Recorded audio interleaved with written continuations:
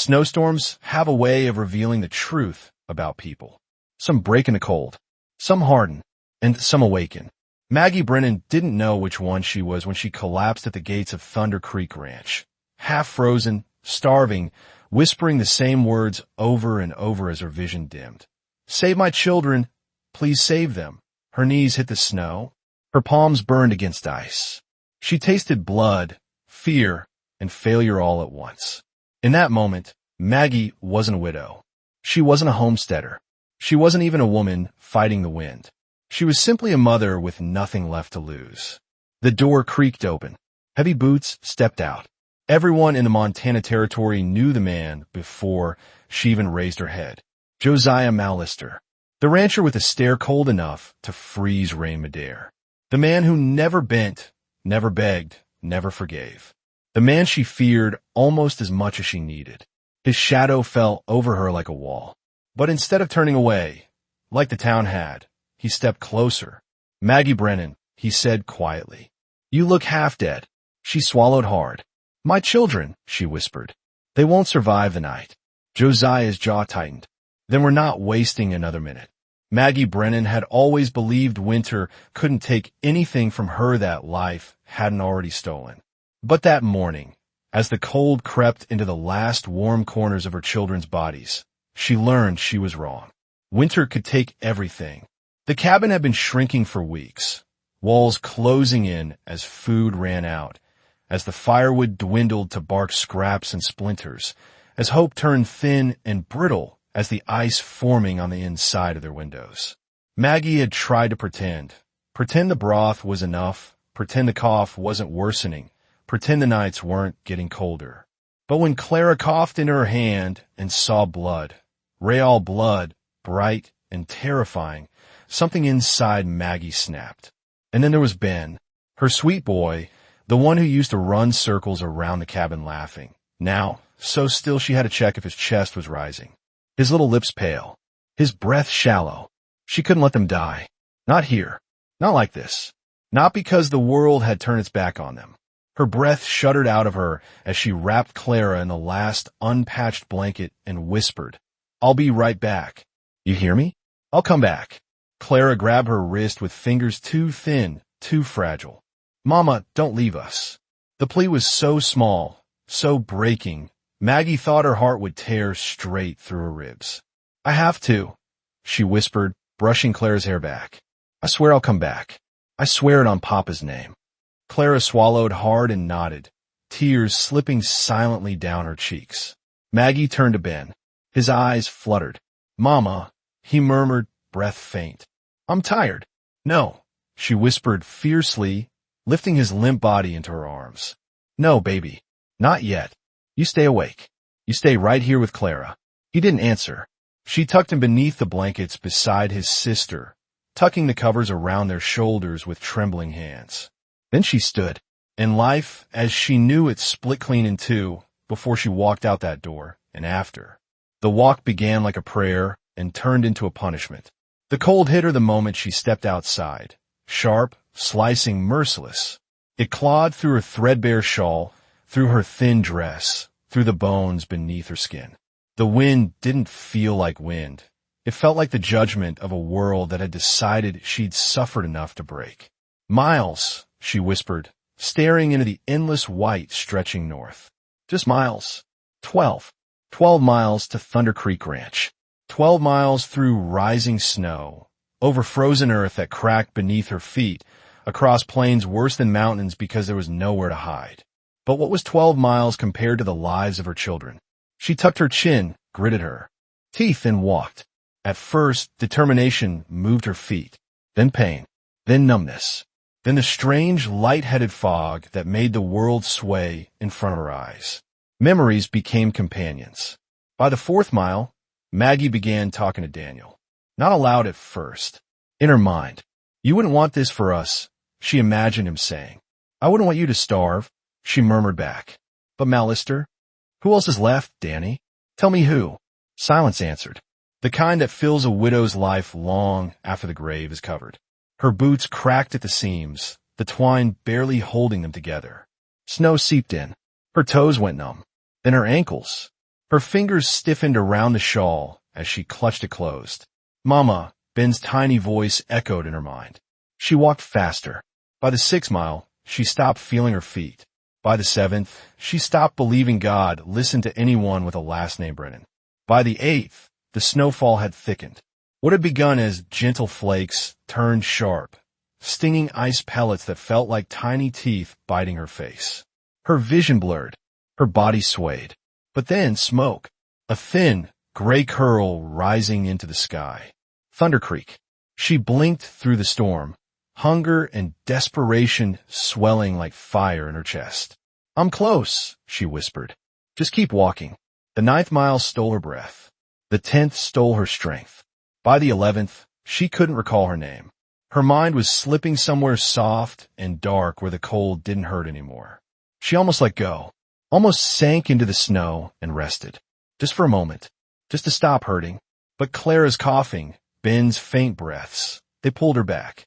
She pushed forward again, stumbling, crawling when her legs refused to hold her. She saw the ranch fences first, then the lantern light, then voices. Her vision spun. She reached out for something, anything, and touched a wooden post cold and slick with ice. "Someone's out here," a ranch hand shouted.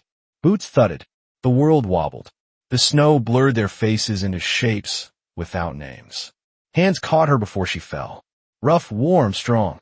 "She's freezing," someone said. "Half dead," another muttered. "Go get Mr. Mallister." Her ears rang, and then a shadow loomed. Tall, broad, solid as the land he owned. Josiah Mallister stepped through the snow like a storm carved a man and left him standing. She knew him immediately. Everyone did. The man who didn't bend. Thunder Creek's owner wasn't a myth. He was worse. A quiet man. A cold man. A man whose grief had hollowed him out and forged him into iron. They said he hadn't smiled in years. They said he didn't forgive. They said he didn't forget. They said a widow begging on his doorstep would get nothing but a door slammed in her face. Maggie stared up at him, her vision swimming.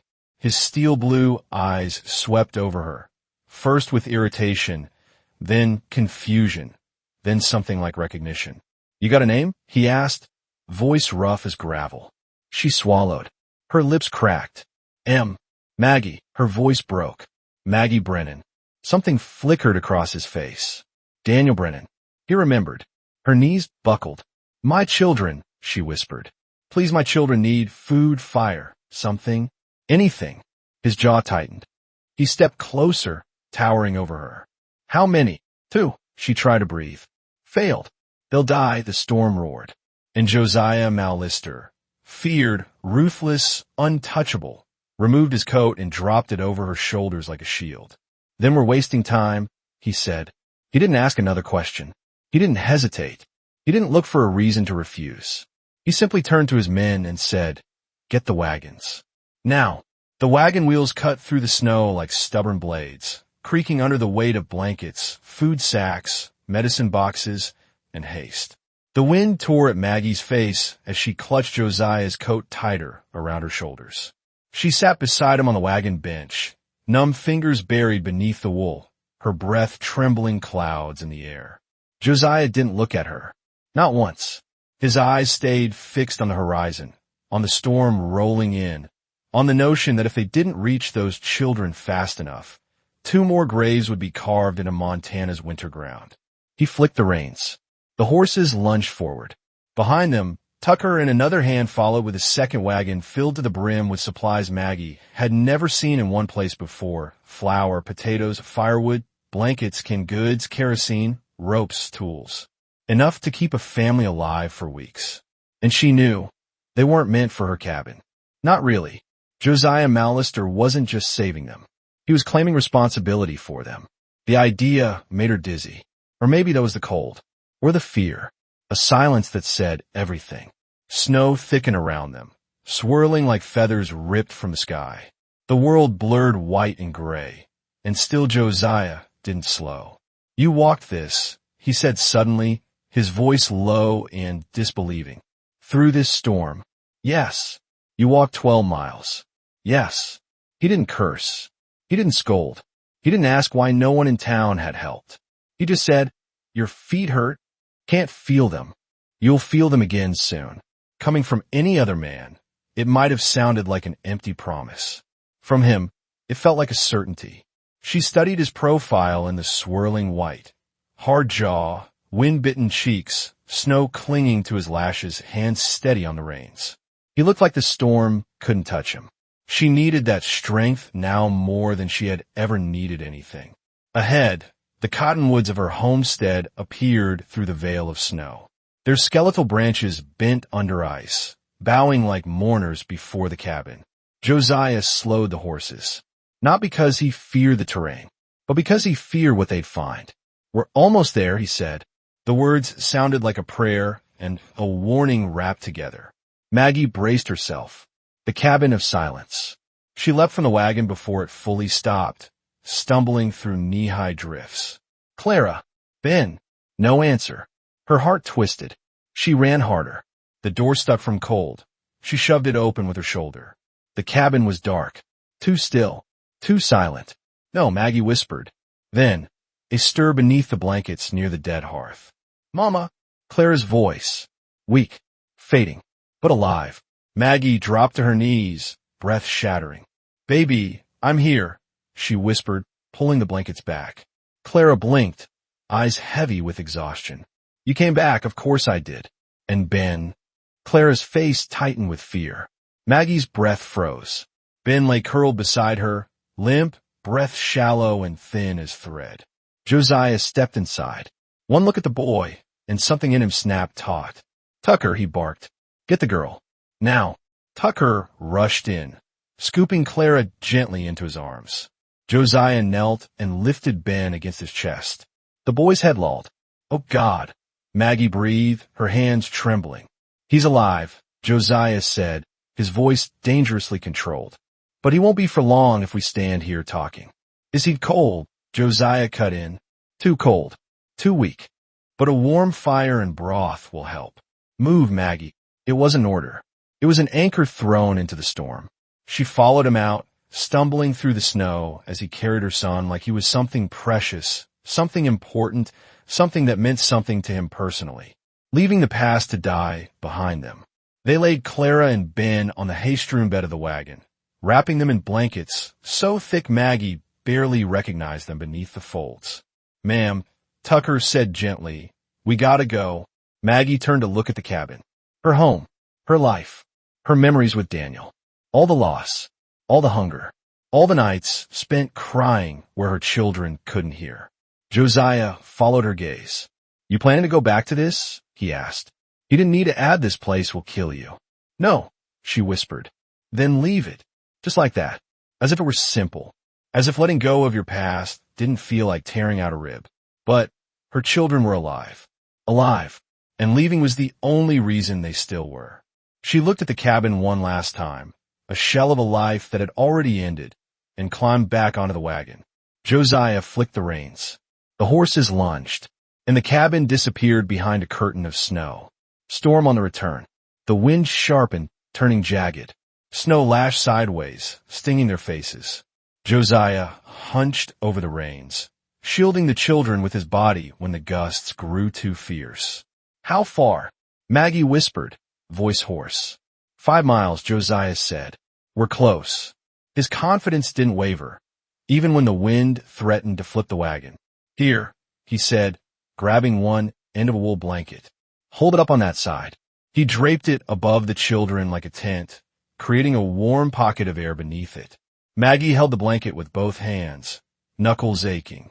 Josiah's voice softened just barely. Not gentle, not tender, just aware. "We'll get them warm," he said. "We'll get them fed. Just hold on." She nodded, tears freezing on her cheeks. The ranch finally appeared, lanterns glowing in the snow, men running out to meet them, voices calling orders. "Get the girl inside. Warm blankets, quick. Stoke every stove." Josiah lifted Ben first, carrying him like he weighed nothing. Maggie followed with Clara in her arms, though her legs wobbled beneath her. Inside, the warmth hit like a physical blow. The kitchen fire roared. Heat washed over her skin so fast she gasped. Clara curled against Maggie's side, shivering violently but awake. Ben didn't move at all. Esther, stern, capable Esther, appeared, her gray dress flapping as she stormed forward. "Put that boy down right here," she snapped, pointing at the warm spot beside the stove. "And don't just stand there. Strip those wet clothes off him before he freezes solid." Maggie collapsed beside Ben, fingers shaking as she peeled away his soaked shirt. Esther shoved a steaming mug into Maggie's hands. "For the girl," she said. "One sip at a time. Not too fast." And to Josiah, "You brought trouble home again?" He huffed. "Seems I have a habit." Esther didn't slow. "Then don't just stand there. Fetch the warming stones." Josiah moved. Fast. Without question. Without complaint. Maggie fed Clara tiny spoonfuls of broth, while Esther warmed Ben with blankets, stones, and gentle hands. Minutes passed. Maybe hours. Eventually, Ben stirred. A quiet sound, weak but unmistakably alive. Maggie choked on a sob, covering her mouth. Clara reached for her hand. "Mama, he's okay?" Maggie nodded, crying hard now, uncaring who saw. "He's going to be." Josiah stood in the doorway, arms crossed, snow melting in his hair, watching mother and children with something unreadable in his eyes. Relief, guilt, resolve, something fierce and something fragile. And when Maggie looked up at him through tears, he said only 4 words. Words that changed everything. "You're safe now. Stay." Not a request, not a demand, a promise. And Maggie, for the first time in a year and a half, let herself believe it. Fires cracked awake. Coffee scents drifted through the hallways like a quiet promise. And Maggie woke every day, still expecting the cold. For weeks after Josiah brought her and the children home, she opened her eyes with a flinch, bracing for hunger, frost, or silence. But instead, warmth greeted her, a quilt tucked under her chin, soft footsteps moving downstairs, and a low hum of people working, steady, predictable, safe. She lay there for a moment each morning, letting her breath settle, letting the truth sink in. They were not starving. They were not alone. They were not dying. The relief came slowly, like thaw, like spring taking its time to push winter back. Esther put her to work immediately, not harshly, not cruelly, just steady. "Laundry first," Esther said one morning, pointing to a basket already full. "Horses and men don't understand the meaning of clean shirts." Maggie smiled faintly. It felt good to be useful again. Her hands moved through warm water and soap. The smell of lye, the steam rising, her fingers remembering old patterns. Esther watched, arms crossed. "You scrub like a woman who's been doing this all her life." "I have," Maggie said softly. Esther didn't smile, but her eyes warmed. "Good. Means I don't have to teach you twice." And just like that, they fell into a rhythm. When Maggie swept, Esther cooked. When Maggie chopped vegetables, Esther kneaded dough. When Maggie hung laundry in the yard, Esther fed the chickens. They didn't talk much at first. Not real talk, not personal talk, but the silence was comfortable. The kind where 2 women share a kitchen and understand each other without needing many words. Clara thrived faster than anyone. She sat in the kitchen each afternoon doing lessons with old books Esther kept on a shelf. Her handwriting steadied. Her cheeks filled out. Her cough faded. Ben followed Tucker everywhere, shadowing him from the barn to the corrals, asking questions faster than Tucker could answer. Why do horses sleep standing up? Why do cows chew like that? Why is the sky blue today, but gray yesterday? Can I ride that one? No. Why not? What about this one? One afternoon, Maggie stepped out onto the porch and spotted them at the fence. Ben perched on a rail, Tucker tapping his hat brim like a patient older brother. Ben was laughing, real laughing, not thin, not tired. A tear slid down Maggie's cheek before she could stop it. He hadn't laughed like that in almost a year. Josiah did not hover, but he noticed everything. When Maggie carried a heavy bucket from the pump, he appeared without warning. "Let me," he said simply, taking it from her hands before she could protest. When she tried to patch a drafty window upstairs, he was suddenly behind her. "You'll cut your fingers on that glass." She stepped back. He fixed it with calm, steady hands. When she brought supper to the table for the ranch hands, he quietly corrected her. "You eat too," he said. Firm, not asking. He didn't sit close, didn't reach for her. But when she passed him in a hallway, his shoulder brushed hers, just barely, and something warm ran through her like sunrise across frozen fields. He wasn't trying to court her. She told herself that every night. He was being kind, protective, fulfilling a debt. But then there were moments, small, unplanned moments, that made her doubt herself.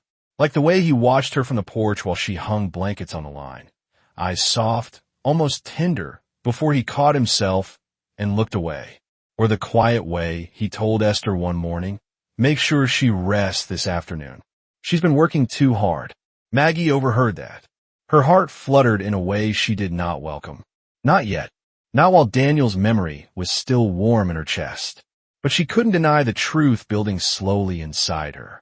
Josiah Mallister cared. Not loudly, not openly, but deeply. One afternoon, Clara approached Maggie while she folded sheets. "Mama," she said in a careful voice. "Yes, baby. Are we staying here forever?" Maggie paused, her hands stilled on the cotton. She looked at her daughter's eyes, older than they should ever be at 9. "I don't know," Maggie said honestly. Clara nodded, thinking. "I like it here," she whispered. "I feel safe." Safe. The word wrapped around Maggie like a shawl. "I do too," she whispered. Clara glanced toward the yard where Josiah was working with 2 ranch hands repairing a fence. "Mr. Mallister looks at you different." Maggie's breath caught. "Different how?" "Like he's waiting for something," Clara said simply. "Like you matter to him." Maggie swallowed hard. "Clara, you don't have to say anything," Clara murmured. "I was just saying what I see." The child walked away quietly, leaving Maggie staring at the sheet in her hands, her heart thudding slow and heavy, waiting for something. Did she matter to him? She wasn't ready to answer that, not even in her own mind. The first real shift between them happened on a night when the wind cut sharp across the yard. Maggie stepped out to shut the chicken coop and stumbled on the icy step, catching herself on the railing with a gasp. From the shadows near the barn, a figure moved fast. "Maggie." It was Josiah. He reached her in 3 long strides, his hand on her elbow before she could straighten herself. "You all right?" "I'm fine," she whispered. "You could have broken your neck." His voice was sharper than she expected. Not angry. Scared. Her breath steamed between them. "Really?" she said softly. "I'm all right." He didn't let go. For a long moment they stood there, his hand wrapped warm around her arm, her breath rising in little clouds, the night suddenly still. "I don't want anything happening to you," he said quietly. Something inside her shifted. Slow. Deep. "I know," she whispered. He released her then. Stepped back. Not at once. But she felt the warmth of his hand for the rest of the night. Weeks passed. Snow softened. The air warmed. Life found a rhythm that felt almost gentle. Almost. Because underneath everything, a current moved between them. Quiet. Slow. Unspoken. When he handed her a basket of eggs, their fingers touched. When she brought him coffee, he looked at her like he was memorizing her face. When she laughed, a sound she hadn't made in too long, his head lifted, his eyes drawn to her like instinct. But he never crossed the boundary, never intruded, never assumed. That restraint, that quiet respect, was the very thing undoing her. Because every day at Black Ridge Ranch, she saw more of the man he was. Not the cold legend told in town, not the ruthless rancher, but the man who cared for his workers like family. The man who fixed things in silence rather than waiting to be thanked. The man who stood at the edge of the children's lessons pretending not to listen, even though he was. A good man. A lonely man. And one night, after she put Ben and Clara to bed, she saw him standing alone by the fireplace. Hands on the mantel, shoulders heavy with thoughts she could not name. She almost spoke. Almost crossed the room. Almost asked him what weighed on him so deeply. But instead, she turned away. Her heart wasn't ready. Not yet. Not with Daniel's memory still woven through her bones. But her steps were slower. Her breath quieter. Her chest aching with something she didn't dare name. And Josiah, watching her walk away, felt it too. A shift. A beginning. A slow-burning warmth in a house once ruled by silence. Spring crept into Black Ridge, ranched the way forgiveness creeps into a wounded heart. Slow, unsure, with moments of warmth wrapped in long stretches of cold. The snow melted first along the fence lines. Then the creek thawed. Then the birds returned, chattering like old friends. Maggie's days filled with rhythm. Laundry, fire tending, cooking, helping Esther, checking Ben's lessons, braiding Claire's hair. But something new lived beneath the quiet now. A current, a warmth, a soft awareness that lingered whenever Josiah was near. He didn't crowd her, didn't push, didn't even hint. But his presence, it changed the air. When he stepped into a room, Maggie felt it before she heard his boots. When he passed her in the hallway, her heartbeat quickened. When she looked at him too long, something warm lifted in her chest, both frightening and familiar. But she kept distance, a respectful space, an invisible line neither had crossed. Not yet. Not until the night the stranger rode in. It happened just after supper. The boys had gone to the bunkhouse. Esther was cleaning up, and Maggie was drying the last pot beside her when the front door opened with a gust of cold air. Ben and Clara rushed toward the sound, expecting Tucker. But the figure that stepped in wasn't Tucker, nor any ranch hand. He was tall, wrapped in a duster coat wet from the night rain. His hat dripped water onto the wooden floor. His face was shadowed, but the smile he wore was sharp. Too sharp. Maggie Brennan, the stranger drawled. As I live and breathe. Maggie's blood turned to ice. Her hands froze on the pot. Her breath tangled in her chest. Clara looked up at her mother. Mama, who is that? Before she could answer, Josiah walked in from the hallway, half-buttoned shirt, sleeves rolled up, a hammer still in his hand. He took one look at the stranger and stopped. What are you doing here, Mason? Maggie's heart slammed painfully. The name hit her like a blow. Mason Kells, Daniel's cousin. The man who had disappeared right after the funeral. The man who had taken the Brennan family's last dollars to settle affairs and never returned. A thief. A coward. And someone Maggie had hoped to never see again. Mason tipped his hat. Heard there was a widow living off Mallister charity. Thought I'd pay my respects. Josiah's voice dropped low. This ain't the place for your kind of visit. Oh. Mason smirked. Since when do you decide where Maggie belongs? Josiah took one slow step forward. Since she walked here half dead with 2 dying children, and I saved her life. Since then, Mason's smile wavered just slightly. Then he looked at Maggie. I've come to take the children, he said casually. Family should stay with family. Clara's hand slipped into Maggie's. Ben pressed against her side. Maggie's throat squeezed. You have no right. Don't I? Mason said softly. Daniel was my blood. And you're living in a stranger's house. What would people say, Maggie? A widow and her children, keeping company with a man like him? Josiah's jaw locked. His grip tightened on the hammer until his knuckles whitened. Mason, he said calmly, I'll give you one chance to walk out of here alive. Mason lifted a brow. Threatening me, Mallister? No, Josiah said. Warning you. The words vibrated in the air like distant thunder. Mason's smile faltered. Just a crack. Then Maggie spoke, her voice shaking but steady. You abandoned us, she whispered. You stole from us. You left us to starve. You don't get to walk in and pretend you care now. The children pressed closer to her. Mason's eyes narrowed. You ungrateful. Josiah moved. Not fast, not loud. Just one step forward, standing between Maggie and Mason. Watch your mouth. Mason's bravado wavered. He looked between them. Josiah, tall and unyielding. Maggie, trembling but fierce. 2 children clinging to her. This ain't over, he spat. I'll be back. Josiah's voice stayed calm. Cold. Deadly. No, you won't.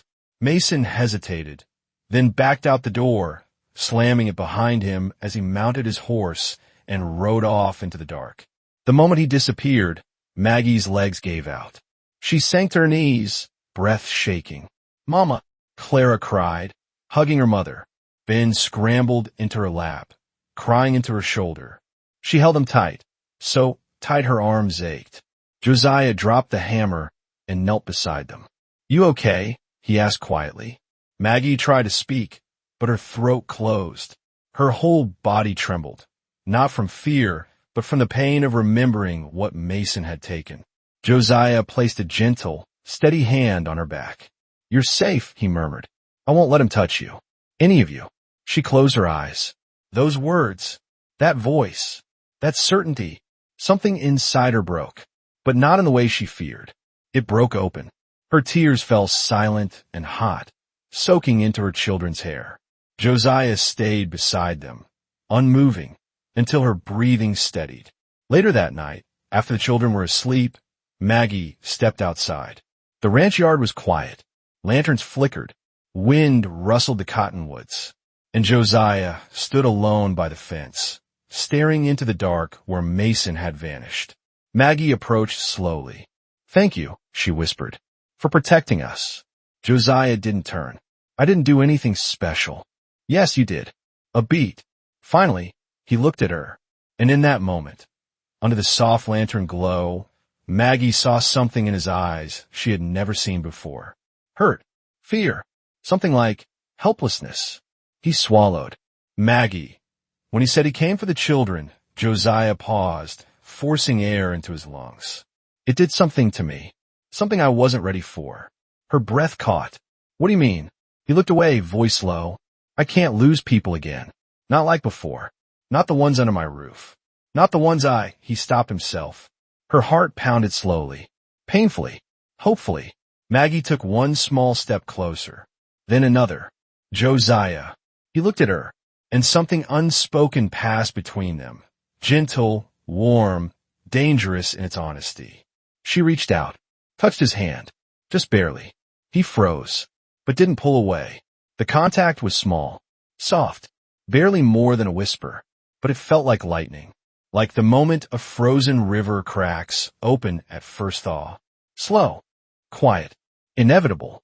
They stood like that in the night, hand against hand, breath against breath, until Maggie gently withdrew her fingers. Not out of fear, but out of timing. Slow burn. Not fire. Not yet. We're safe, she whispered. Josiah exhaled, eyes softening in a way she'd never seen. With me, he said quietly. You always will be.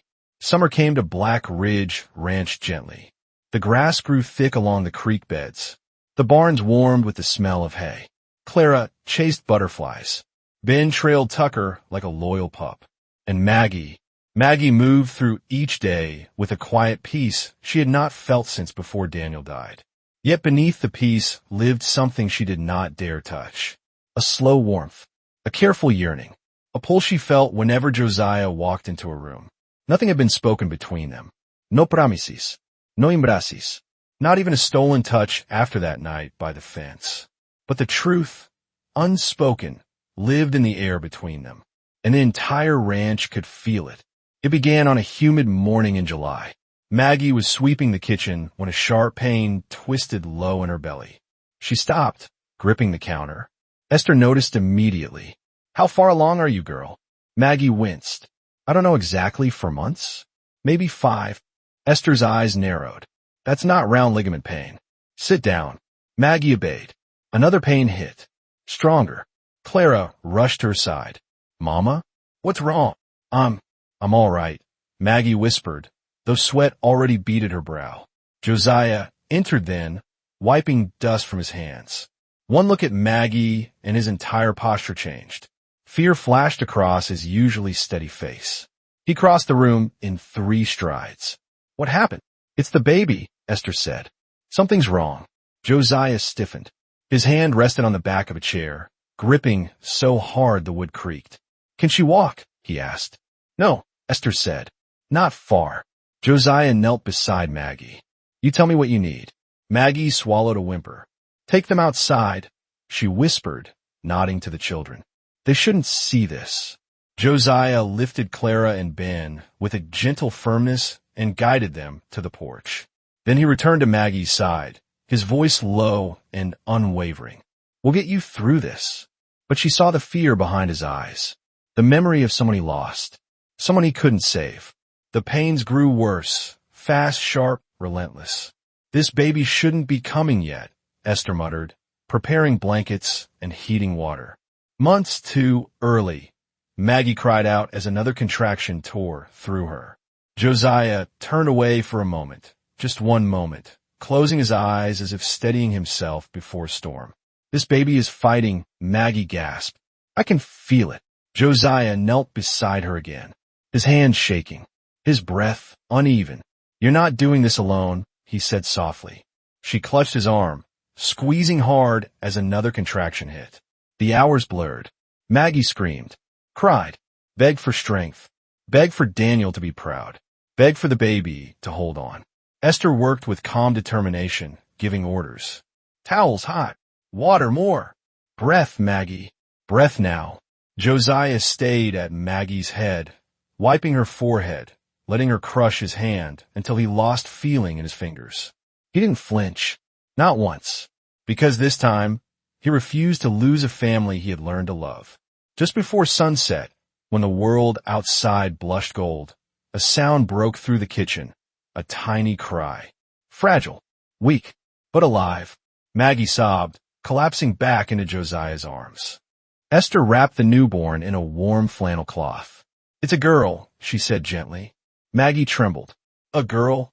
Esther nodded, placing the tiny bundle into Maggie's shaking hands. Small, so small, but her chest rose and fell. Her eyes fluttered open. Her cry, though faint, grew stronger with each passing second. Josiah stared. Something inside him broke open, quietly, deeply.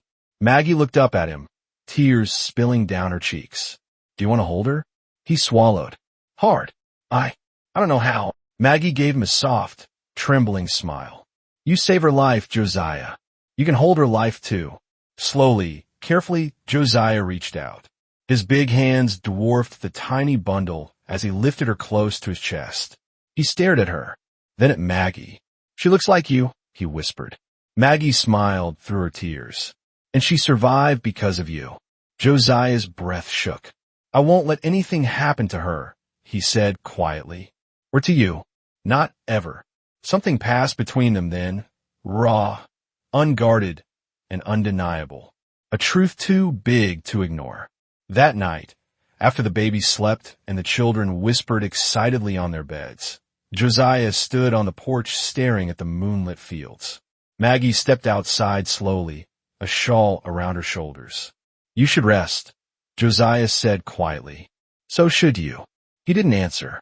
The silence stretched, full, warm, alive. Maggie stepped beside him. She changes everything, she whispered. He nodded, eyes ahead. The moment I heard her cry, felt like something inside me woke up again. Maggie studied him, really studied him. The way his shoulders eased when she was near. The way he breathed different when she spoke.